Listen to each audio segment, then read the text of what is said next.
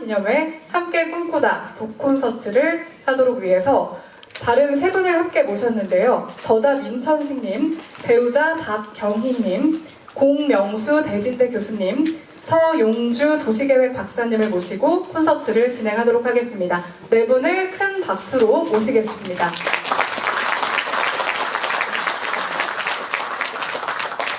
네, 오늘 함께 해주실 두 게스트는요. 대진대 인문과학대 학장이자 교육대학원 원장, 기획처장이시고 경인지역 기획처장협의회 회장을 역임, 현 대진대 영어영문학과 교수, 문학박사이신 공경수 교수님과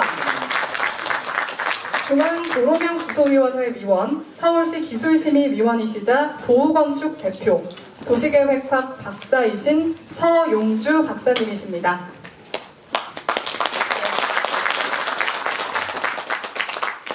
네, 두 분이 책을 정말 감명 깊게 읽으셨다고 하는데요. 질문이 좀 많이 있으실 것 같은데 먼저 공명수 교수님께 질문할 기회를 드리도록 하겠습니다. 책을 정말 인상 깊게 읽으셨다고 제가 들었는데 어떤 게 가장 궁금하신가요? 네, 저요 몇 가지 아주 인상 깊습니다. 우선 안녕하세요. 네, 반갑습니다. 안녕하세요. 네, 교수님. 민천식 희망스토리 함께 꿈꾸다 책을 책 출간을 진심으로 축하드립니다. 이 책을 읽고 궁금증이 다소 해소되긴 하였습니다만 저는 저자에 대해서 한 2번 정도 크게 놀란 적이 있습니다. 한 번은 아마 여러분들도 제 2가지 놀란 사실에 대해서 공감하실 수도 합니다. 한 번은 포천시 권한 대행 시절 때 우연히 만난 적이 있습니다. 그때 되게 행정관료인들이 좀 갖추기 힘든 아주 부드럽고 유한 인상을 강하게 받고 놀랐습니다. 또 한 번은 저자께서 발표한 시와 소설을 읽고 그 속에 인간에 대한 어떤 그리움 그리고 사람에 대한 따뜻한 마음과 시선이 담겨 있다는 인상을 강하게 받았습니다.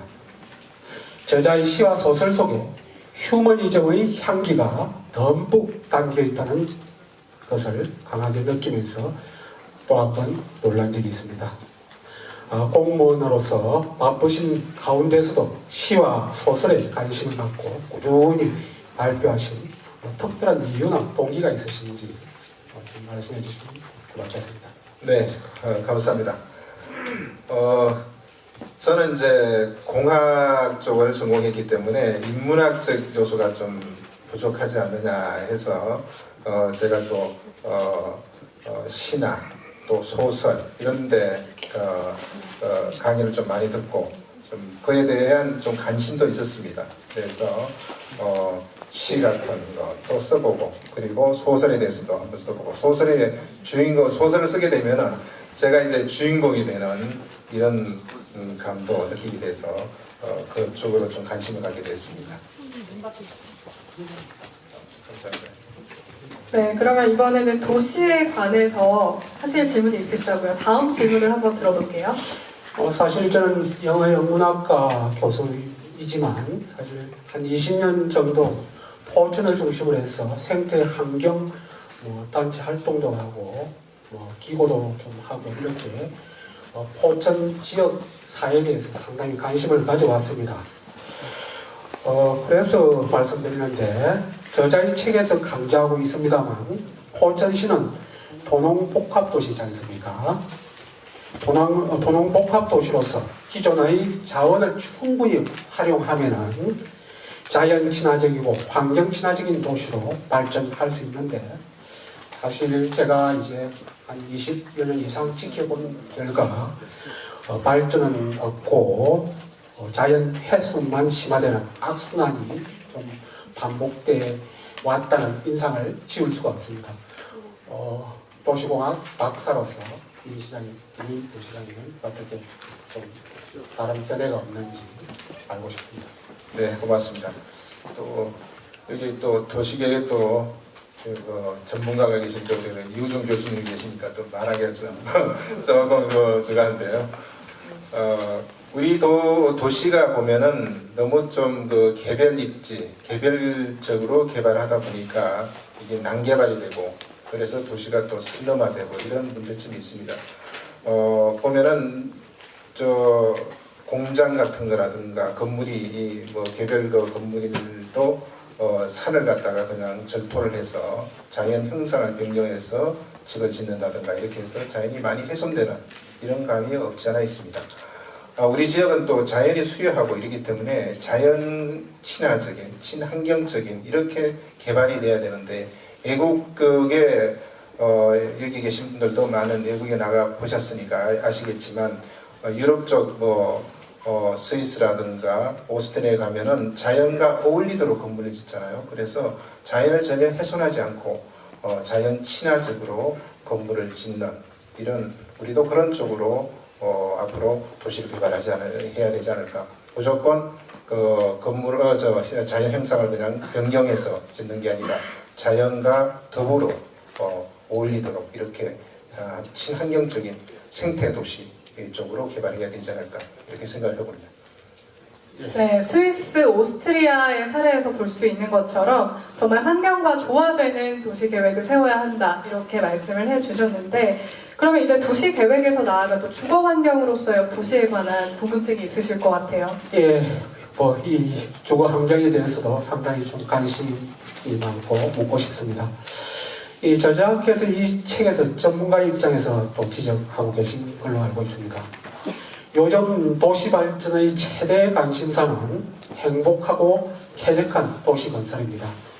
이 행복하고 쾌적한 주거 환경 지수, 전문용어로 말하면 어미너티 지수인데 이 포천이 최근 한 5년간 이렇게 살펴보면 아마 최하위를 기록한 적이 있었습니다. 미세먼지라든지 수질 오염이라든지 대기 오염 등 환경 오염이 아주 심각한 수준에 있는데 공학박사로서 도시공학박사로서 이에 대한 견해라든지 대책이 있으면 말씀해 주시면 됩니다. 교수님 같은 좋은 지적을 해주셨는데요. 우리 도시가 포천에 보면 분지형으로 되어 있습니다. 이렇게 미세먼지나 이런 공해가 발생하면은 이것이 이제 빠져나가지 못하고 머물러 있다는 거죠. 그렇게 되면 이제 미세먼지 발생이라든가 공해 발생을 최소화해야 되는데 지금 우리 지역에 보면은 환경을 유발하는 시설이 너무 많이 들어와 있습니다. 공해, 그다음에 폐수 문제, 그다음에 악취 문제 이런 문제가 상당히 좀 심각합니다. 그렇게 자연이 수려한데 이것을 잘 보존을 못했다는 거죠. 그래서 무조건 이제 간에서 단속만 할 것이 아니라 이것을 시설 개선을 한다든가 공해 같은 것은 시설 개선을 통해서 공해 발생을 최소화한다든가 이렇게 하고요. 그리고 하수 처리 문제는 하수 처리 시설을 확충을 한다든가 해서 하수 처리 일을 하수 처리를 해서 배출할 수 있도록 하고요.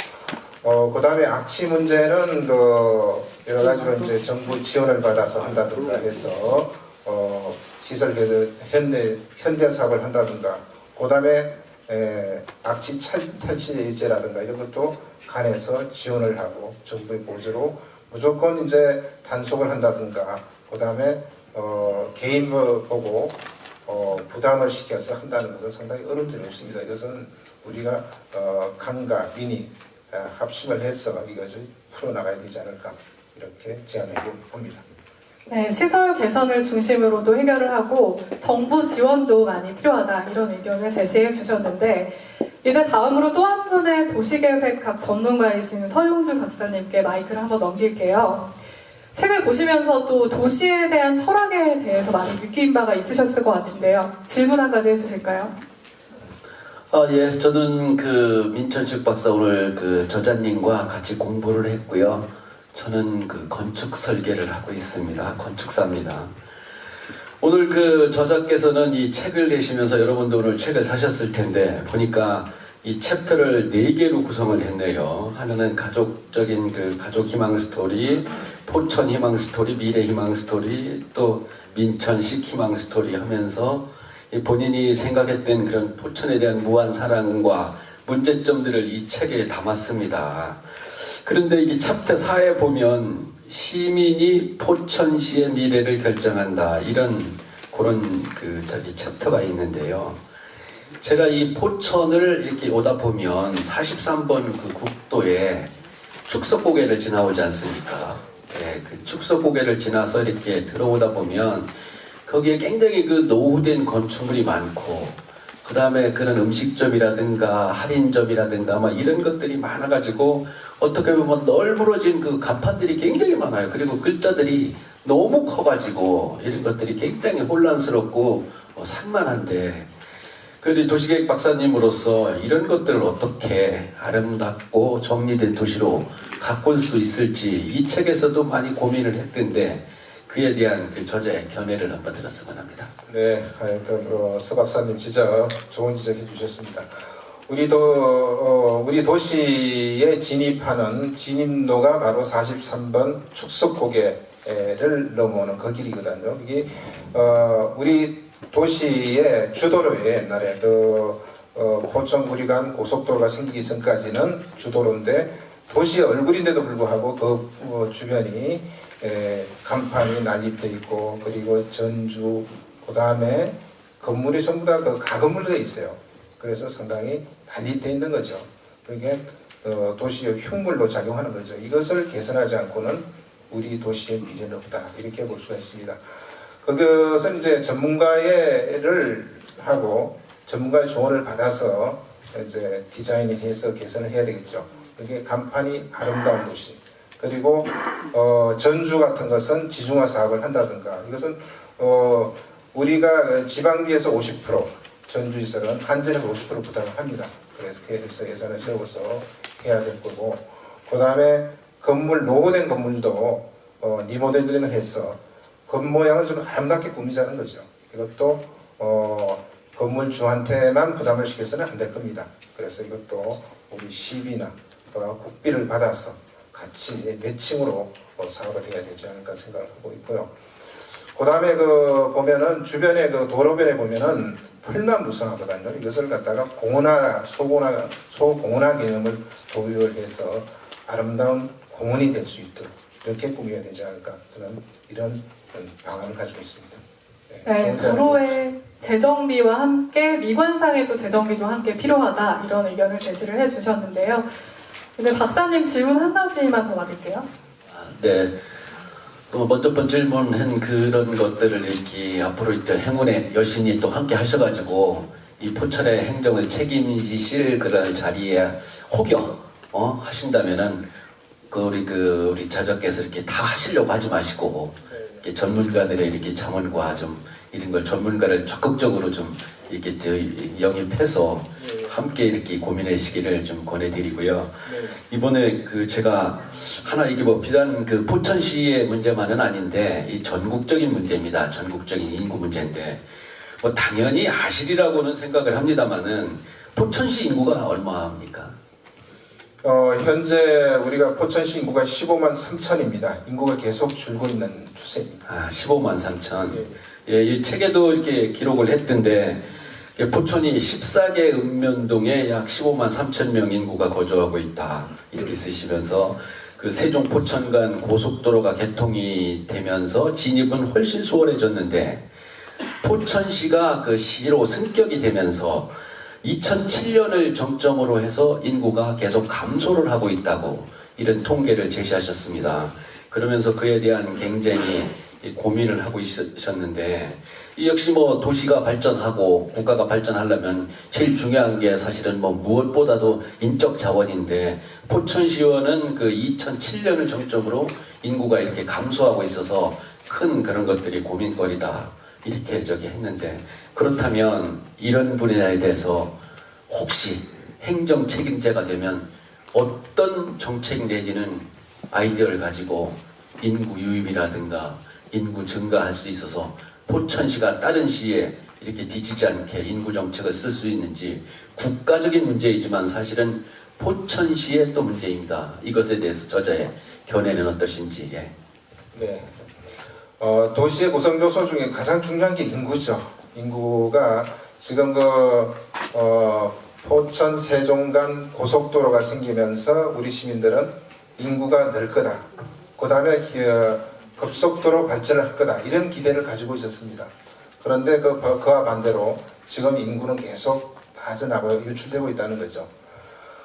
인구가 유출되는 원인 중 하나가 가장 원인이 교육 문제, 그 다음에 문화시설, 생활이 편리한 주거시설, 주거가 편리한 대로 인구가 유출될 수밖에 없습니다. 그래서 교육의 질을 높이지 않으면 인구는 계속 유출될 수밖에 없다는 거죠. 그래서 우리 교육 정책에 많은 투자를 해야 된다고 생각합니다. 그래서 우수한 고등학교, 우수한 중학교를 육성을 해서 우수한 인력들, 우수한 학생들이 우리 지역에 고등학교로 갈 수 있도록 이렇게 육성을 해야지만은 우리 인구 유출을 막을 수 있다는 거죠. 그리고 대기업을 유치를 해서 주거와 그 배후 도시를 개발을 해서 생활이 편리하고 그리고 문화시설 할 수 있는 이런 정책을 써야지만은 인구가 유출을 막을 수 있다. 이렇게 해서 앞으로 이런 정책을 써 나가야 된다고 생각합니다. 네, 우수한 학교 유치와 또 대기업 유치를 통해서 인구를 유입시켜야 한다라는 실질적인 좀 방안을 제시를 해주셨는데요. 이번에는 저도 이제 작가님의 독자로서 질문 몇 가지를 한번 들어보려고 해요. 저는 좀 인상 깊게 읽었던 부분 중에 하나가 노인 문제 증가에 대한 얘기를 좀 써놓으셨더라고요. 공부도 또 박사학위까지 받으셨다고 하셨는데 이런 문제에 대해서 또 어떻게 바라보시는지 궁금합니다. 우리나라가 이제 노인 인구 증가 속도가 이 세계에서 가장 빠르거든요. 지금 2018년도를 기점으로 해서 노인 인구가 14%입니다. 전체 인구에. 그런데 우리 지역은 그거보다 좀 높습니다. 한 16% 정도 됩니다. 앞으로 보통 직장에서 60세가 되면은 어르신 인구라 해서 다 퇴직을 시키잖아요. 이런 숙련된 그리고 사회에 이렇게 노하우를 가지고 있는 이런 분들, 이런 어르신 인력을 우리 산업이라든가 우리 이런 데 끌어들여야 되지 않을까, 이런 정책을 써야 되지 않을까 이렇게 생각됩니다. 앞으로 이 노인 어르신 인구 증가는 증가폭은 계속 늘어나거든요. 그래서 앞으로 이 노인 어르신 인구를 우리 산업이라든가 우리 주변에 활용을 해야 된다 이렇게 생각을 하고 있습니다. 네, 노인 인력 활용에 대한 문제도 짚어주셨는데요. 또 제가 한 가지 인상 깊었던 것 중에 하나가 또 이 파트를 보면서 작가님이 지역에 대해 관심이 정말 남다르시다 이렇게 느낀 부분이 있는데 사격장에 대한 문제가 있죠. 포천 주민들이 가장 실질적으로 또 고민이 아닐까 하는 생각이 함께 들었는데 이 문제는 어떻게 바라보고 계신가요? 좋은 지적을 해주셨습니다. 이 사격장 문제는 우리가 포천시가 안고 있는 가장 큰 또 현안사항이기도 합니다. 미군 사격장, 영평 노들게스 사격장, 일명 지역의 명을 따라서 영평 사격장이라 하고 있죠. 그런데 이것이 1954년도 휴전 직후에 이게 사격장이 건설된 겁니다. 그런데 이 사격장에 의해서 주변 주민들이 이게 소음이라든가 도비탄, 오발탄 이런 사고 때문에 상당히 피해를 보고 있습니다. 다른 미양리라든가 식도라든가 이런 데는 주민들이 이의제기하고 투쟁하고 이렇게 해서 해결이 됐어요. 문제가 해결이 됐는데 우리 지역은 아직까지 해결이 안 된 거죠. 저 주민들을 위해서는 반드시 저 문제는 해결돼야 됩니다. 1년에 여러 차례 포탄이 집으로 떨어진다든가 이런 문제가 생기거든요. 그래서 그 주변에 대한 문제는 반드시 해결돼야 되지 않느냐 이렇게 제시를 해봅니다. 네, 앞으로 좀 더 실질적인 또 해결 방안이 나오기를 기대를 하고 있겠습니다. 이제 민천식 저자님의 도시에 대한 이야기 말고 가족 이야기를 한번 해보도록 할게요. 책을 보면은 도시에 대한 이야기 말고도 또 가족에 대한 이야기 그리고 소설이 책의 많은 부분을 차지를 하고 있는데 일단 오늘 옆에 또 한 분의 주인공이십니다. 박경희 사모님께서 인사 말씀 한마디 해주실까요? 안녕하세요.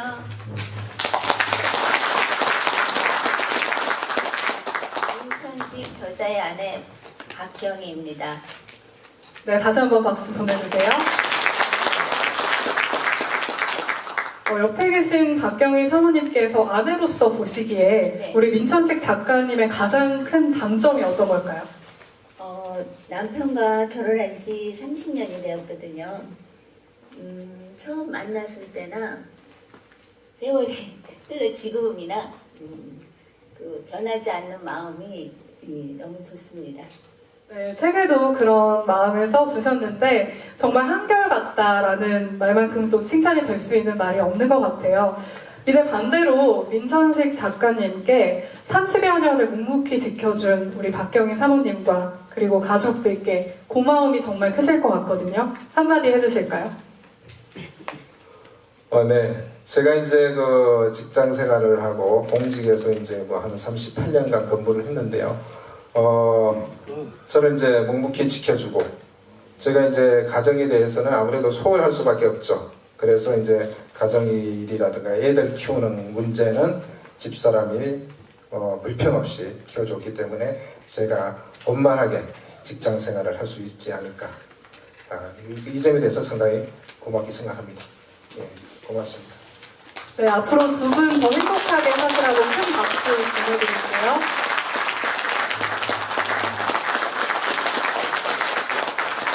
네, 정말 훈훈하고 유익한 시간이 되었던 것 같은데요. 그러면 이번에는 이 책을 만들고 기획하시고 가장 많이 읽으신 디자인 대진 대표이시자 도서출판 수목원 가는 길 대표 권오윤 대표님의 소감을 한번 들어보도록 하겠습니다. 대표님 자리로 모실게요. 큰 박수 보내주시기 바랍니다.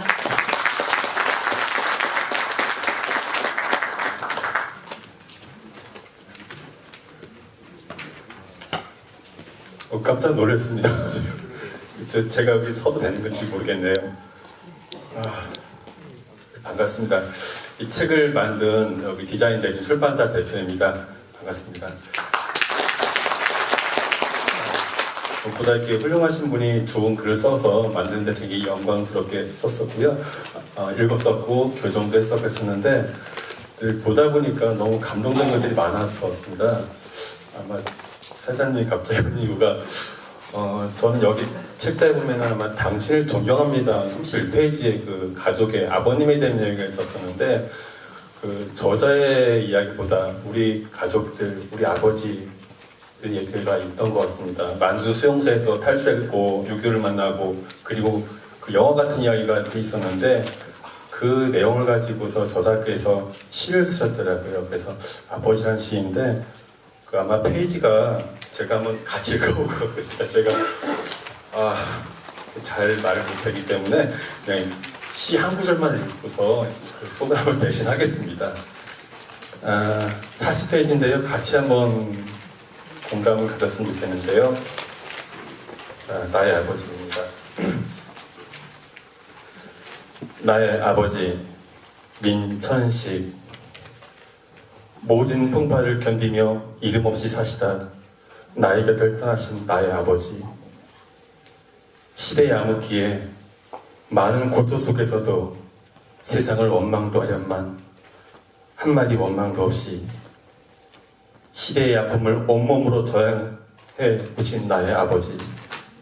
아버지, 당신은 누구를 위해서 어두운 방과 만주벌판을 헤매시며 거친 세상을 꿋꿋하게 사셨습니까? 가족을 위해, 조국을 위해, 아니면 그 무엇을 위해, 무슨 신념으로 이 세상을 사셨습니까? 그러나 아버지 삶의 흔적은 그 어디에도 찾아보기 힘들었습니다. 아버지는 한 사람의 이름 없는 촌부로 우리 곁에 없는 현재 당신의 목소리가 너무나 그립습니다. 당신이 떠나신 먼 훗날에 와서야 당신의 큰 그림자를 볼 수 있게 되었습니다. 모진 세상 힘겹게 살아오신 나의 아버지, 당신을 존경합니다.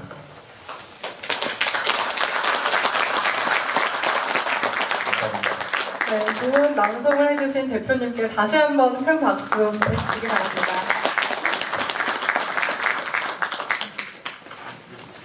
네, 그리고 이어서 오늘 출판 기념회에 멋진 시 낭송을 해주실 또 한 분이 있는데요. 홍성자 시인을 소개해 드립니다. 홍성자님은 시인이자 낭송가로 한국 작가 시 부문에 등단하여 제4회 가평문학상, 제12회 포천문화원 가족시 낭송대회 대상을 수상하셨고 한국문인협회 회원이자 포천문인협회 이사이시고 포천문학공로상 수상을 하시기도 했습니다. 오늘 낭송할 두 시는요. 아름다운 사람을 만나고 싶다, 롱펠로우, 행복, 유치원 이 두 시입니다. 뜨거운 박수로 청해 듣겠습니다.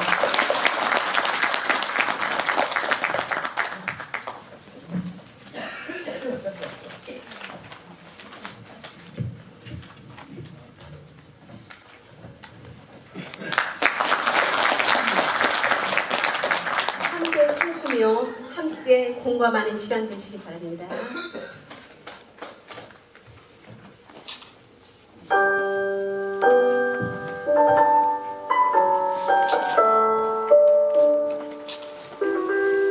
아름다운 사람을 만나고 싶다.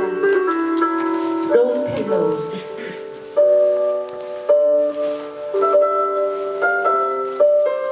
아름다운 사람을 만나고 싶다.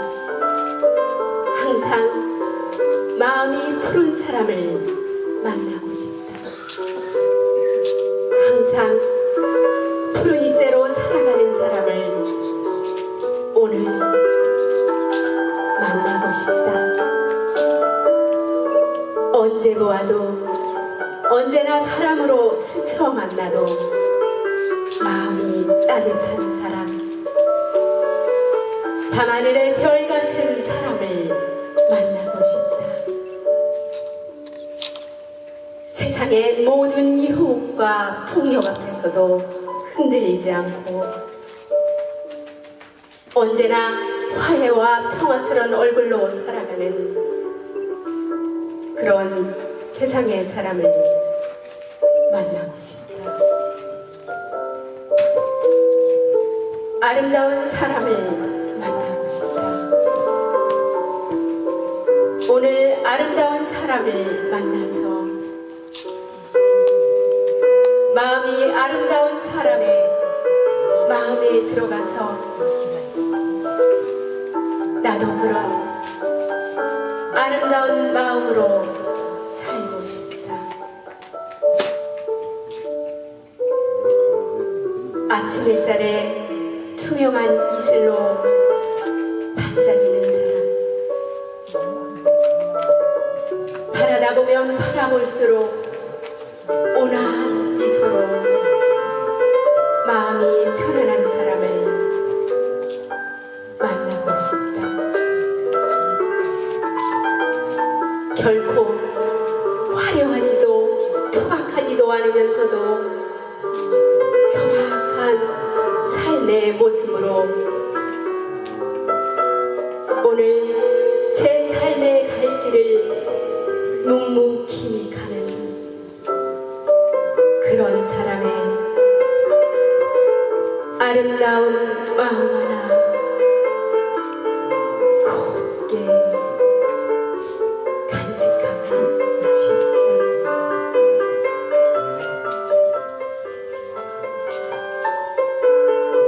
행복, 유치원.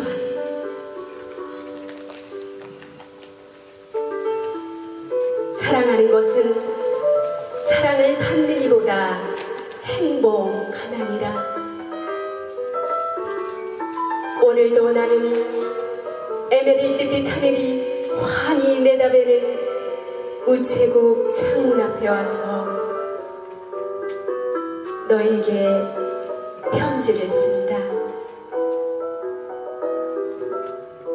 행기를 향한 문으로 숱한 사람들이 제각기 한 가지씩 생각에 촉한 얼굴로 와선 총총히 우표를 사고 전보지를 받고 먼 고향으로 또는 그리운 사람께로 슬프고 즐겁고